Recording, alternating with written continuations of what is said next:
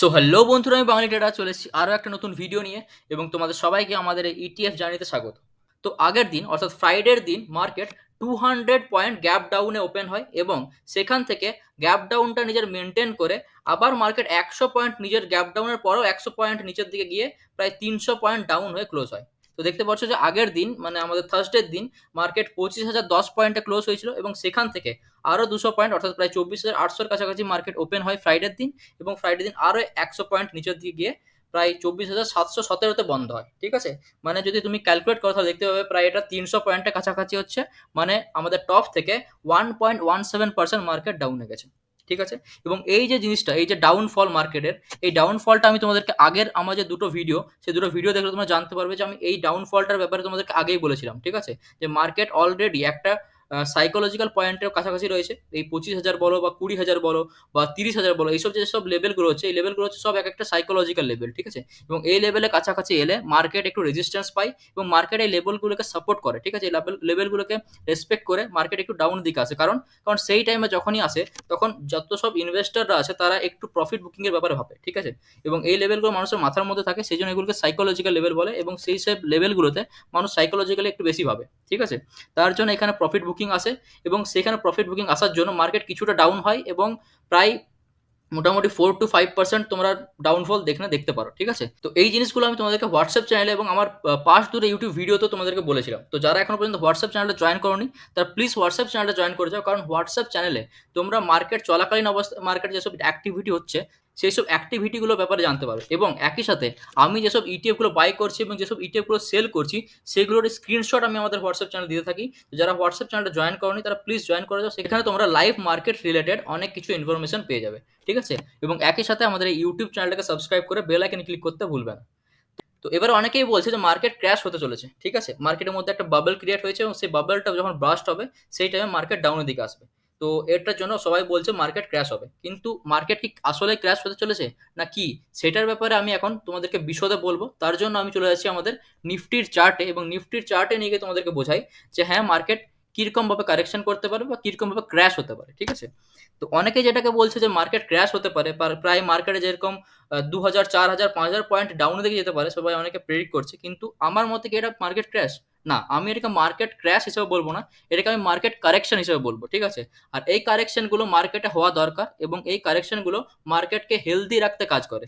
এবার হেলদি রাখার কাজ করে মানে কি, দেখো মার্কেট যখনই ওপর দিকে যায় তখন তো আমরা মার্কেটকে খুব ভালো এনজয় করি। ঠিক আছে, কিন্তু মার্কেট মানে কি, মার্কেট মানে হলো আপ এবং ডাউন। ঠিক আছে, যখন আপ হচ্ছে সেগুলোকে যখন আমরা এনজয় করছি, সেরকম ভাবেই যখন মার্কেটে ডাউন আসবে সেই ডাউনগুলোকে আমাদেরকে একসেপ্ট করতে হবে এবং সেই সব ডাউনগুলোকে আমাদেরকে ওয়েলকাম করতে হবে। যখন মার্কেটে ডাউনগুলোকে আমরা ওয়েলকাম করতে পারবো এবং ডাউনগুলোকে আমরা ভালোভাবে একসেপ্ট করতে পারবো, সেই টাইমে আমরা মার্কেটকে অ্যাকচুয়ালি বুঝতে পারবো। ঠিক আছে, তো দেখো মার্কেট যখনই ওপর দিকে যায় তারপরে দেখবে একটা লেভেল রিচ করার পর মার্কেট ডাউন দিকে আসে। ঠিক আছে, কিন্তু ওই ডাউনটা, ওই যে কারেকশনটা, ঠিক আছে, ওই কারেকশনটা প্রায় আমাদের বিগত 5 মাসে আসেনি।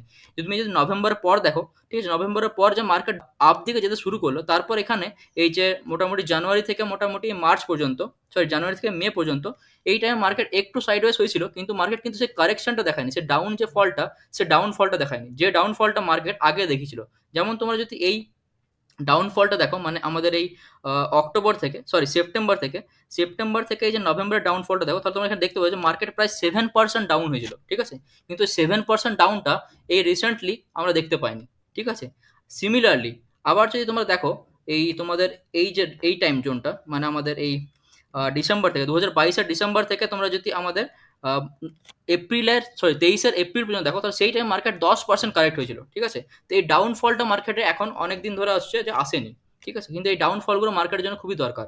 কারণ কি, কারণ এই ডাউনফলগুলো আসাটা মার্কেটকে হেলদি রাখার জন্য হেল্প করে। ঠিক আছে, এবং এই ডাউনফলগুলো এলেই তারপরে দেখছো মার্কেট কিভাবে আবার উপর দিকে যায়। ঠিক আছে, দেখো এখানে যেমন এই 2023-এর এপ্রিলে যখন ডাউনফলটা এন্ড হলো, সেই টাইমের পর মার্কেট কতভাবে উপরে গেছে। সিমিলারলি যখন এই আহ, আমাদের অক্টোবরের কাছাকাছি এই ডাউনফলটা ক্লোজ হলো, ঠিক আছে, এই যে দেখতে পাচ্ছি 20 অক্টোবর কাছাকাছি, 20-22 অক্টোবরের কাছাকাছি, সেই টাইমের পর মার্কেট কত উপর দিয়ে গেল। ঠিক আছে, তো এই যে ডাউনফলগুলো, এই ডাউনফলগুলো মার্কেটে আসা খুবই জরুরি এবং এই ডাউনফলগুলো মার্কেটের যে পোর্টফোলিও, মার্কেটে হেলথের জন্য অনেক বেশি জরুরি। ঠিক আছে, আর এই যে কারেকশনগুলো, এই হেলদি কারেকশনগুলো মার্কেটকে অনেক বেশি সুস্থ রাখে এবং তার জন্যই আমিও চাইছি যে মার্কেট ডাউনফলে আসুক। ঠিক আছে, আর আমি এই জিনিসটা তোমাদেরকে বলেছিলাম।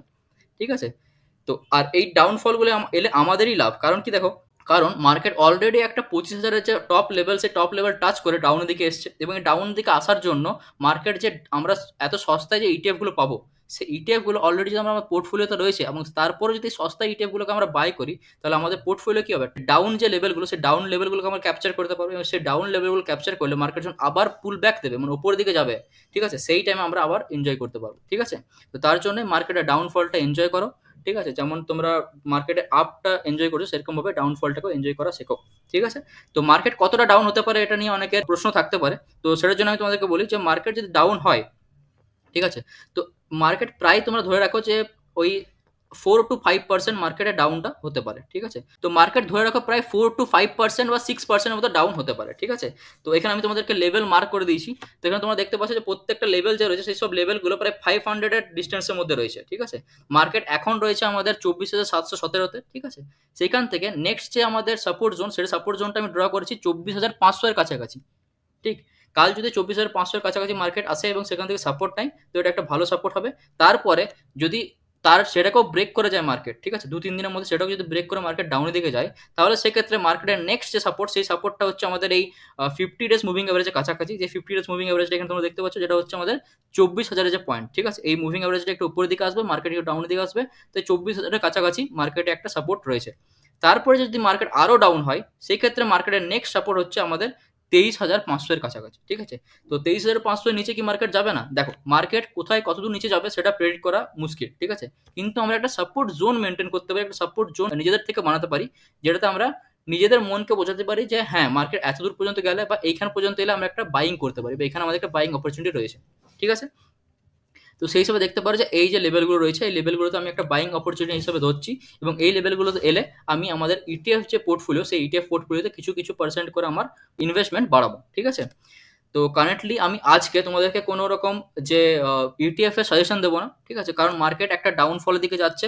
তো আমি চাইছি যে 2-3 দিন, মিনিমাম 3 দিন তোমরা দেখো, 3 দিন যদি মার্কেট ডাউনে থাকে, তারপরে ইনভেস্টমেন্ট শুরু করবে। ঠিক আছে, আর যদি ডাউনে না গিয়ে মার্কেট উপরের দিকে যায় এবং মার্কেট নিজের যে আপ মুভটা কন্টিনিউ করে, তাহলে কোনো ব্যাপারই নেই। ঠিক আছে, কিন্তু আমি তোমাদেরকে যেহেতু আগেও বলেছিলাম, আবারও বলছি যে মার্কেট অলরেডি একটা হাইয়ের মধ্যে রয়েছে, এবং এটা একটা সাইকোলজিক্যাল হাই।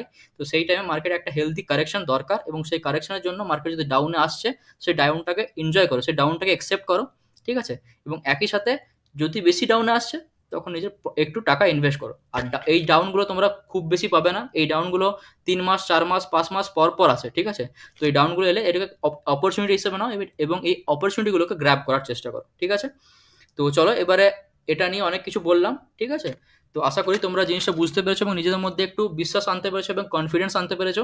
এবার আমি তোমাদেরকে আমাদের এফআইএস এবং ডিআইএস ক্যাশ মার্কেটে কী সব বাই করেছে সেটা তোমাদেরকে দেখাই, তারপর তোমাদেরকে বলবো যে এফআইএস, ডিআইএস প্রো এবং পাবলিক আমাদের যে ফিউচার মার্কেটে কীরকম বাই সেল করেছে। ঠিক আছে, তো সেকেন্ড আগস্টে তোমরা এখানে দেখতে পাচ্ছ যে সেকেন্ড আগস্টের দিন ডিআইএস ক্যাশ মার্কেটে 2,965 কোটি টাকার বাই করেছে। ঠিক আছে, সেইখানেই এফআইএস কি করেছে, সেল করে দিচ্ছে। কিন্তু তার আগের যে দিনগুলো ছিল, তার আগের দিনগুলোতে আমাদের উল্টো হচ্ছিল, মানে এফআইএস বাই করছিল এবং ডিআইএস সেল করছিল। ঠিক আছে, তো কিন্তু সেকেন্ড আগস্টের দিন আমরা দেখতে পাচ্ছি যে এফআইএস সেল করেছে, কারণ আমি যেটা তোমাদেরকে বললাম যে 25,000 যে লেভেলটা, সেই 25,000 লেভেলটা একটা সাইকোলজিক্যাল পয়েন্ট, এবং সেই পয়েন্টটাতে সবাই প্রফিট বুকিং করে, যত সব বড় বড় ইনভেস্টাররা রয়েছে, বড় বড় যেসব ইনস্টিটিউটরা রয়েছে, তারা সেই পজিশনে একটু প্রফিট বুকিং করেই।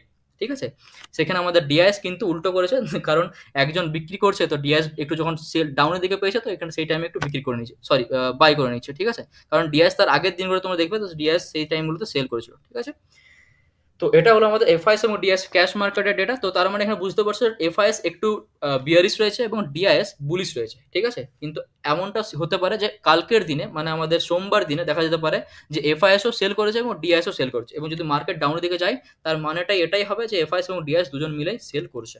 ঠিক আছে, এরপর আমরা তোমাদেরকে বলি আমাদের যে আগের দিন ফিউচার ইন্ডেক্সে, অর্থাৎ সেকেন্ড আগস্টে ফিউচার ইন্ডেক্সে কি হয়েছে। তো এখানে তোমরা দেখতে পাচ্ছ যে ক্লায়েন্ট প্রিভিয়াস ডে, মানে আমাদের 1 আগস্টে ছিল 45.24% নিজের হোল্ডিং রেখেছিল। ঠিক আছে, ফিউচার ইন্ডেক্সের কথা আমি বলছি।